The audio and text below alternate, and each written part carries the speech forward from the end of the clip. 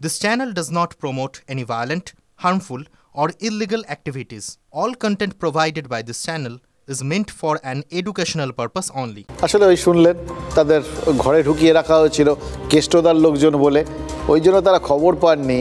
এখন কিন্তু খেলা হবে না, এখন ইমিডিয়েট ডাক বা ইমিডিয়েট অ্যাসাইনমেন্ট হচ্ছে উৎসব হবে, আগে উৎসবে মারতে হবে।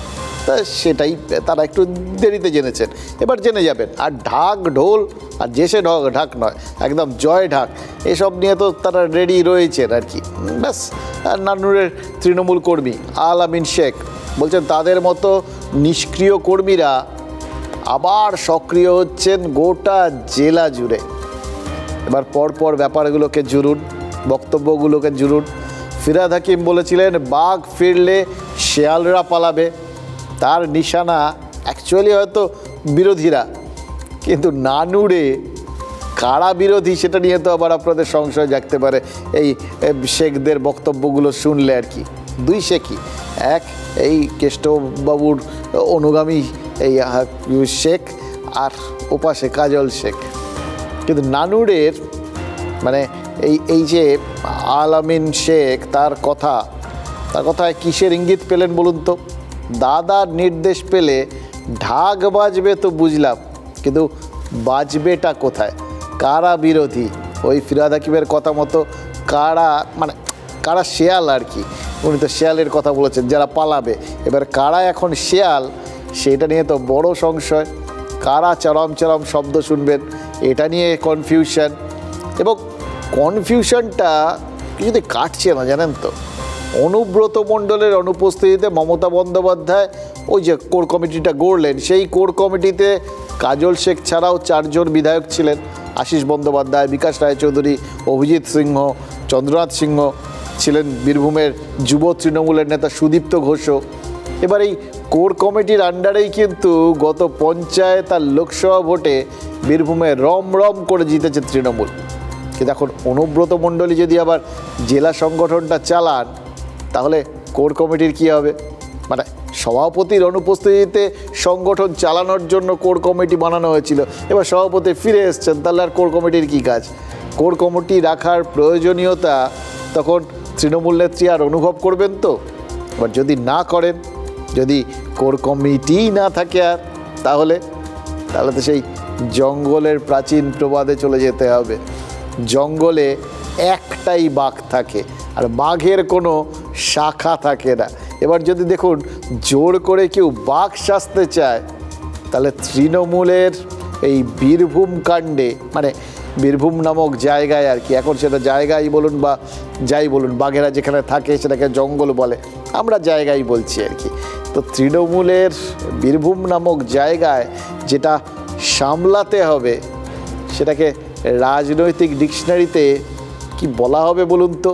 মানে নর্মালি এটার নাম পোশাকি নাম গোষ্ঠীদ্বন্দ্ব, কিন্তু এক্ষেত্রে বাঘের সাথে বাঘের লড়াই না, বাঘের সাথে ফেউয়ের লড়াই। বোলপুরে আসা অপেক্ষায় চাতক পাখির মতো বীরভূম জেলা যা তৃণমূল কংগ্রেসের সৈনিক আছে, আমরা সকলেই অপেক্ষায় আছি কখন আমাদের অভিভাবক, আমাদের অধিনায়ক, বীরভূম জেলার নবরূপকার তিনি আমাদের কাছে ফিরে আসবেন।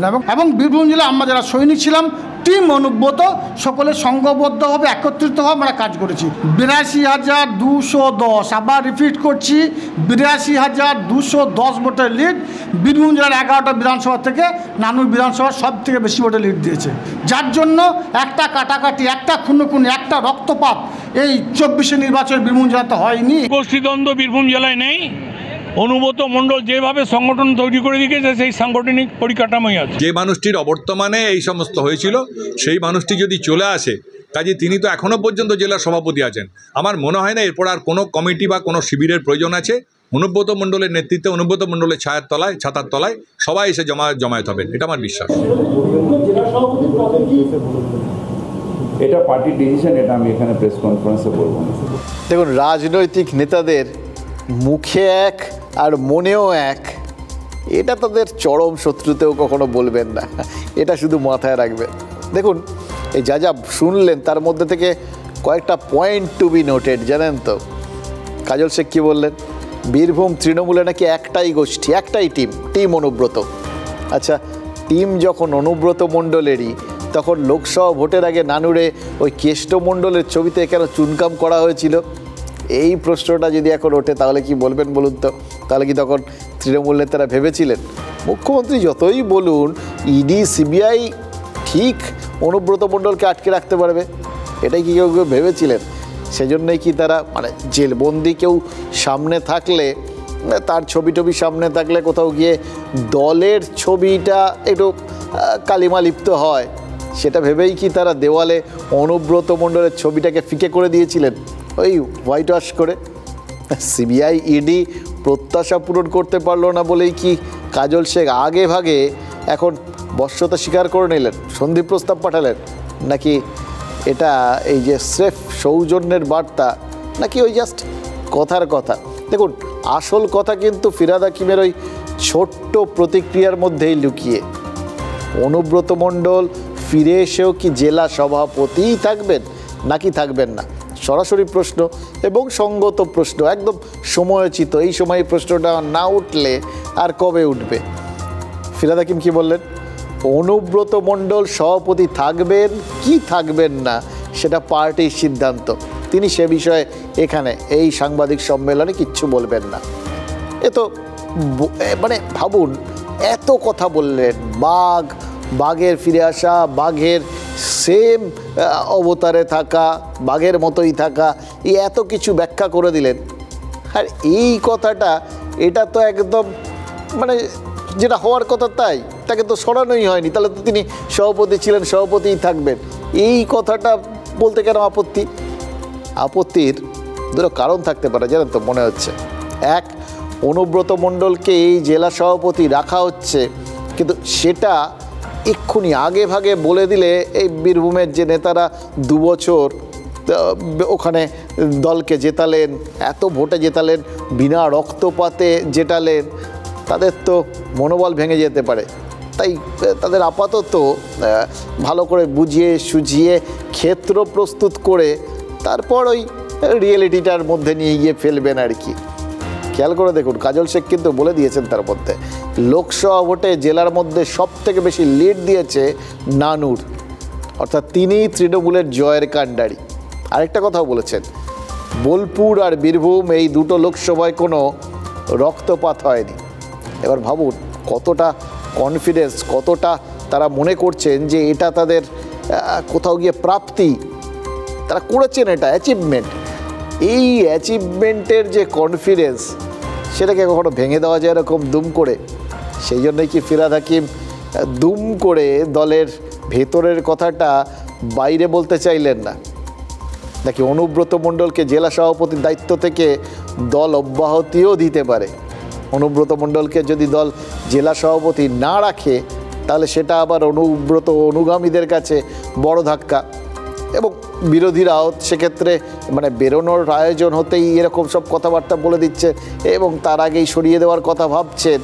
এটা বলে আবার যদি বিরোধীরা বিভিন্ন রকম কটাক্ষ করে, মানে কটাক্ষ করার লোকের তো অভাব নেই, তাহলে আবার দলের মধ্যে আরও অনেকে, ধরুন যারা ভেতরে আছেন ছেড়ে দিন, যারা বাইরে রয়েছেন তাদের মধ্যেও কারোর আবার ব্যাপারটা দলের সম্পর্কে তাদের কনফিডেন্সটা কমে যেতে পারে।